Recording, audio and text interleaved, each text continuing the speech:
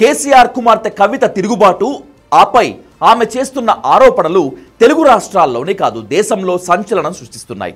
కవిత తూటా లాంటి మాటలు వదులుతుంటే అటు జనం ఇటు పొలిటికల్ లీడర్లు నోరెళ్లబెట్టి చూస్తున్నారు. అయితే కవిత చెప్తున్నవన్నీ జనం గుడ్డిగా నమ్మేస్తున్నారు అనుకుంటే పొరపాటే.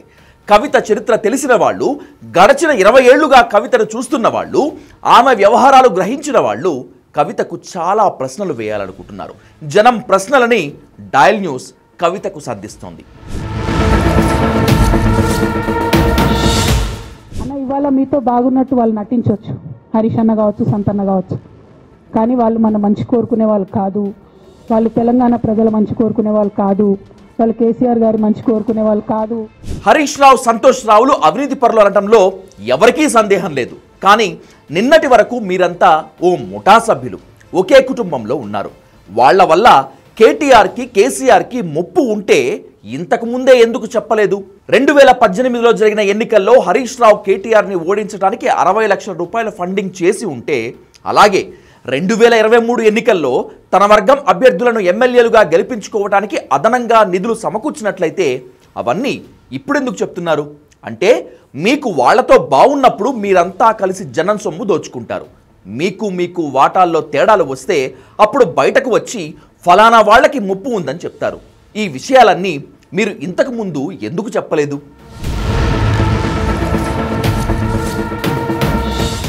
పెద్దసారి హరితహారం అని పెడితే ఈయన దాంట్లో నకిలీ ప్రోగ్రామ్ గ్రీన్ ఇండియా ఛాలెంజ్ అని పెడతాడు. తెల్లారులేస్తే సినిమా వాళ్ళని తీసుకురావాలి, రోజు ఒక ఫోటో వేసుకోవాలి. దాని వెనుక ఉన్న కుట్ర ఏంటంటే జీవో అమెండ్మెంట్ అవుతుంది సంతోష్ గారి గురించి. ఆ ఫారెస్ట్లను 10% ఇన్కమ్ ఎవరన్నా ఇస్తే అమ్యూజ్మెంట్ పార్క్లకు ఇస్తారన్నట్టు. దానికోసం జీవో అమెండ్ అవుతుంది. దానికి ప్రభాస్ గారిని, చిరంజీవి గారిని, అనేక మంది సినిమా స్టార్లను మోసం చేసి వాళ్ళని తీసుకుపోయి వాళ్ళతో ఫోటోలకు పోజులు ఇప్పించి ఫారెస్ట్లను కొట్టేయాలని ప్లాన్ అయినది. సంతోష్ రావు వేల కోట్లు దోచుకున్నాడు, ఇది అందరికీ తెలిసిన నిజమే. కానీ పెళ్లి నాటికి డబుల్ బెడ్రూమ్ ఇంటికి కూడా దిక్కులేని మీరు, అద్దె ఇంట్లో ఉంటున్నానని చెప్పుకున్న మీకు బంజారాహిల్స్ రోడ్ నెంబర్ 12లో 200 కోట్ల విలువైన ఇల్లు ఎక్కడి నుంచి వచ్చింది? 2014 తర్వాత గడిచిన 10 ఏళ్లలో ఇన్ని 100 కోట్లు మీరెలా సంపాదించారు? చేతికి ₹1 కోటి వాచ్ ఎలా పెట్టుకోగలుగుతున్నారు? ఇక ఈయనకి 2-3 మనుషులు ఉంటారు సంతనకి. ఒక ఆయన పోచంపల్లి శ్రీనివాస్ రెడ్డి అని ఎమ్మెల్యే. ఇది నాకు విషయం ఎవరు చెప్పారు అంటే మన పల్లరాజేశ్వర రెడ్డి అన్ననే చెప్పిండు. మీకు ఏమైనా డౌట్లు ఉంటే ఆయన అడగొచ్చు. ఈ పోచంపల్లి శ్రీనివాస్ రెడ్డి అనేట ఆయన వరికోల్ అనే ఊరు, సామాన్య కుటుంబం, మధ్యతరగతి కుటుంబం. ఇవాళ అక్కడ ఆయన శ్రీమంతుడు అని పిలుస్తారు పోచంపల్లి శ్రీనివాస్ రెడ్డి గారిని. మోకిల్లాలో mega Srinivas Reddy, mega company ఉంది కదా, ఈ కాళేశ్వరంలో అవినీతి చేసిన mega company plus Pochampally Srinivas Reddy గారు కలిసి 750 కోట్ల విల్లా ప్రాజెక్ట్ చేస్తున్నారు మోకిల్లాలో. ఏడుకేళ్ళు వచ్చినాయి అవి, అవినీతి డబ్బులు కదా. సంతోష్ రావు, పోచంపల్లి శ్రీనివాస్ రెడ్డి మోకిలాలో 750 కోట్ల విల్లా వెంచర్ వేసిన మాట నిజం. కానీ మీరు ఒకటి చెప్పండి, ఫార్మా కంపెనీలో మీకు పెట్టుబడులు ఎలా వచ్చాయి? గచ్చిబౌలిలో మీకు కమర్షియల్ ల్యాండ్ ఎలా వచ్చింది? 111 జీవో భూముల్లో ఫామ్ హౌస్లు ఎలా తలెత్తుకున్నాయి? ఇవాళ 5 సంవత్సరాలు ఇరిగేషన్ మంత్రిగా చేసినటువంటి హరీష్ రావు గారిది మేజర్ పాత్ర లేదా దీంట్లో? అందుకే కదా కేసీఆర్ గారు వారిని సెకండ్ టర్మ్లో తప్పించిండు. కాళేశ్వరం ప్రాజెక్టులో హరీష్ రావు అవినీతికి పాల్పడ్డాడు, నిజమే అనుకుందాం. హరీష్ రావు అవినీతికి పాల్పడితే ముఖ్యమంత్రి కేసీఆర్కి బాధ్యత లేదా? పరోక్షంగా కేసీఆర్ కూడా అవినీతి చేసినట్లే కదా. కేసీఆర్కి తెలియకుండా హరీష్ రావు కాళేశ్వరం ప్రాజెక్టులో అవినీతి చేస్తాడా, చేయగలడా? హరీష్ రావు వ్యవహారాన్ని బయటపెట్టడం ద్వారా కేసీఆర్ కూడా అవినీతికి పాల్పడ్డారని మీరు డైరెక్ట్గా చెప్తున్నారు. కాళేశ్వరంలో అవినీతి జరిగింది అనేది కేసీఆర్కి మీకు అప్పుడే తెలుసు, అయినా మీరు బయట పెట్టలేదు. కారణం ఏమిటి? నా మీద కుట్రలు ఎప్పటి నుండి ప్రారంభమైనాయి? ఎప్పుడైతే హరీష్ రావు గారు, రేవంత్ రెడ్డి గారు ఒకే ఫ్లైట్లో హైదరాబాద్ నుండి ఢిల్లీకో, ఢిల్లీ నుండి హైదరాబాద్లో ఒకే ఫ్లైట్లో వాళ్ళిద్దరు ప్రయాణం చేసి వచ్చినప్పుడు హరీష్ రావు గారు రేవంత్ రెడ్డి గారు కాలు పట్టుకొని సరెండర్ అయినాక ఈ కుట్రలు స్టార్ట్ అయినాయి. నా మీద ఈ స్టోరీలు స్టార్ట్ అయినాయి. మా కుటుంబాన్ని విడగొట్టాలనేటటువంటి కుట్ర స్టార్ట్ అయింది. నేను ఛాలెంజ్ చేస్తా ఉన్నా, రేవంత్ రెడ్డి గారు మీరు చెప్పండి, ఆ ప్రయాణం జరిగిందా, జరగలేదా? మీ వెనక కూడా సీఎం రేవంత్ రెడ్డి ఉన్నాడని జగదీష్ రెడ్డి లాంటి వాళ్ళు బహిరంగంగానే చెప్తున్నారు. మొత్తం మీద ముఖ్యమంత్రితో మీరు లేదా హరీష్ రావు కాంటాక్ట్లో ఉన్నారు. ఒక రకంగా ముఖ్యమంత్రిని మీరు గొప్పవాడిని చేస్తున్నారు. మీ ప్రత్యర్థితో మీరు కుమ్మక్కు అయ్యారా లేదా? కేసీఆర్ గారికి ఈ వయసులో సిబిఐ ఎంక్వైరీ ఏందండి? ఎందుకోసం ఆ కర్మ పట్టింది? ఎందుకు భరించాలి? ఇటువంటి వాళ్ళని చూస్తూ ఎందుకోసం ప్రొటెక్ట్ చేసుకోవాలి? బీఆర్ఎస్ పార్టీ తమ్ముల కోపం రావచ్చు. ఢిల్లీ లిక్కర్ స్కామ్లో అరెస్ట్ అయ్యి తిహార్ జైల్లో 5 నెలలు ఉండొచ్చారు మీరు. సిబిఐ, ఈడీ ఈ రెండు మిమ్మల్ని అరెస్ట్ చేశాయి. అప్పుడు లేని పరువు ఇప్పుడు గుర్తుకు వచ్చిందా? కేసీఆర్ని సిబిఐ ప్రశ్నించడం ఘోరమైతే మరి మీరు ఢిల్లీ లిక్కర్ స్కామ్లో 5 నెలలు తిహార్ జైల్లో ఉండి రావటం ఏంటి? దాన్నేమనుకోవాలి?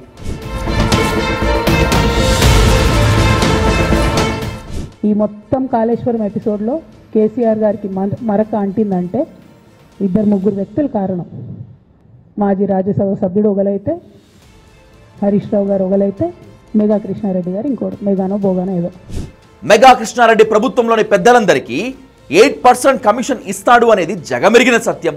మరి 10 ఏళ్లు అదే మెగా కృష్ణారెడ్డికి వేల కోట్ల కాంట్రాక్ట్ ఇచ్చింది ఎవరు? మీ నాన్న కేసీఆర్ కదా. ఆంధ్ర వాళ్ళని తిడుతూ ఆంధ్ర కాంట్రాక్టర్కి లక్షల కోట్లు వర్క్ ఇచ్చింది ఎవరు? మీరు కాదా? మీ నాన్నకి మీ బావకి పర్సంటేజ్లు ఇచ్చి మీకు ఇవ్వలేదని మెగా కృష్ణారెడ్డి పైన అక్కస? కాళేశ్వరంలో మెగా కృష్ణారెడ్డి వేల కోట్ల రూపాయలు వెనకేసుకున్నాడని ఇప్పుడు గుర్తొచ్చిందా?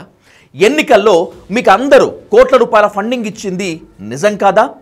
బీఆర్ఎస్ పార్టీ అకౌంట్లో 1400 కోట్లు ఎలా వచ్చాయి? ఏ కాంట్రాక్టర్లు ఇచ్చారు? వీటికి సమాధానం చెప్పగలరా? నాకు 27 సంవత్సరాలు ఉన్నప్పుడు నేను రాజకీయాల్లోకి వచ్చాను. తెలంగాణ ఉద్యమం కోసం వచ్చాను. ఇవాళ నాకు 47 సంవత్సరాలు. అంటే నా 20 సంవత్సరాల జీవితం అంతా కూడా నేను బీఆర్ఎస్ పార్టీ కోసం, కేసీఆర్ గారి కోసం, తెలంగాణ జాగృతి కోసం, తెలంగాణ ప్రజల కోసం, తెలంగాణ ఆడబిడ్డల కోసం నేను గడిపిన. సడన్గా ఇవాళ నీకేం సంబంధం బీఆర్ఎస్తో అని, నువ్వెవరు అని చెప్పి సస్పెన్షన్ ఒకసారి పంపిస్తే చాలా బాధాకరంగా ఉంది. ఉద్యమం చేశారు కాబట్టి నిజామాబాద్కి ఎంపీ అయ్యారు. కానీ ప్రజలు మిమ్మల్ని తిరస్కరిస్తే మీ నాన్న మెడపై కత్తి పెట్టి మీరు ఎమ్మెల్సీ కాలేదా? ప్రజలు తిరస్కరించిన వ్యక్తిని మళ్ళీ చట్టసభకు ఎలా పంపుతారు? రాజకుమార్తె అనుకున్నారా? ఎంపీగా ఓడిపోయి ఎమ్మెల్సీగా చట్టసభలో అడుగు పెట్టడానికి సిగ్గులేదా మీకు అని ప్రజలు ప్రశ్నిస్తున్నారు. బీఆర్ఎస్ పార్టీలో ఉన్న నాయకుల కార్యకర్తలకు రిక్వెస్ట్ చేస్తాం, సోషల్ మీడియాలో వచ్చే పిచ్చి పిచ్చి పట్టుకొని ప్రజాప్రతినిధులు ప్రెస్ మీట్ పెట్టింది నిన్న భవన్లో. నేను నిన్న మొన్నటి రోజు వాళ్ళ మీద ప్రెస్ మీట్ పెట్టినప్పుడు ఏమన్నా, కేసీఆర్ గారికి నష్టం చేసిన పార్టీ ఉంటెంత పోతెంత అన్న. సోషల్ మీడియాలో ఉన్న బీఆర్ఎస్ పార్టీ కొంతమంది దుర్మార్గులు ఉన్నారు, సోషల్ మీడియా వింగు చూసేటోళ్ళు. వాళ్ళ ముంగట విషయం కట్ చేసారు. ఏది కేసీఆర్ గారికి నష్టం చేసిన విషయం కట్ చేసి బీఆర్ఎస్ పార్టీ ఉంటెంత పోతెంత నేను అన్నా అని చెప్పి ప్రచారం చేస్తున్నారు.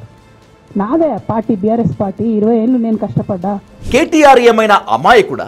కేటీఆర్ లిక్కర్ స్కామ్లో మిమ్మల్ని జైల్లోనే వదిలేసి ఉంటే ఎలా ఉండేది? మీకోసం ఎన్నిసార్లు ఢిల్లీకి తిరిగాడు, ఎందరి కాళ్ళు పట్టుకున్నాడు, చివరకు బీఆర్ఎస్ని బీజేపీలో విలీనం చేస్తానని కూడా చెప్పాడు కదా. మీకు బెయిల్ తీసుకురావటానికి కేటీఆర్ ఎన్ని పాట్లు పడ్డాడు? అలాంటి వ్యక్తి గురించి మీరు బయటకు వచ్చి ఇలా మాట్లాడటం సబబేనా? ఆ కాంట్రిబ్యూషన్ ఏం లేదా? నేనేం చేయలేదా పార్టీకి? నిజామాబాద్లో చికెన్ గున్యా వచ్చి బాధపడుతుంటే గల్లీ గల్లీ గల్లీ తిరిగి 2018లో ఒక్కొక్క ఎమ్మెల్యేకు ఎంత తిరిగినా అన్నది అక్కడ నిజామాబాద్ ప్రజలకు తెలుసు.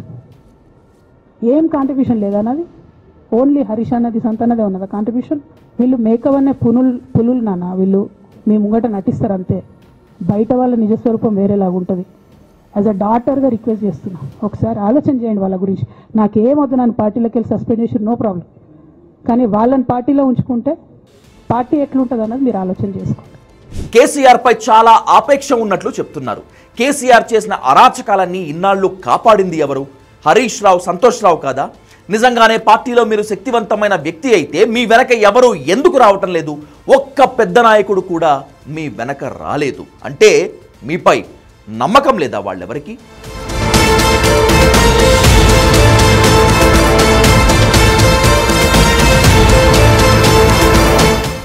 ఈ 10 సూటి ప్రశ్నలకు కవిత సమాధానం చెప్పగలిగితే జనం ఆమెను విశ్వసిస్తారు. కేసీఆర్ కుటుంబంలో కేసీఆర్ ఒక్కడు మాత్రమే కాదు, హరీష్ రావు, సంతోష్ రావు, కేటీఆర్, కవిత అందరూ 10 ఏళ్ల కాలంలో అందిన కాడికి అందినంత దోచుకున్నారు. 10 ఏళ్లలో పెరిగిన వాళ్ళ ఆస్తులు, వాళ్ళ లైఫ్ స్టైల్, వాళ్ళ బిజినెస్లు ఇవన్నీ తెలంగాణ పేరిట ఎంత దోపిడీ చేశారో అర్థం చేసుకోవచ్చు. ఈ ఆరోపణలన్నీ లెక్కల్లో తేలకపోవచ్చు, రుజువు కాకపోవచ్చు, కానీ ఇవన్నీ పచ్చి నిజాలు. అందుకే హరీష్ రావు, కేటీఆర్, సంతోష్ రావులపై కవిత చేస్తున్న ఆరోపణలను జనం నమ్మాలంటే ముందు ఆమె ఈ 10 సూటి ప్రశ్నలకు సమాధానం చెప్పి తీరాల్సిందే.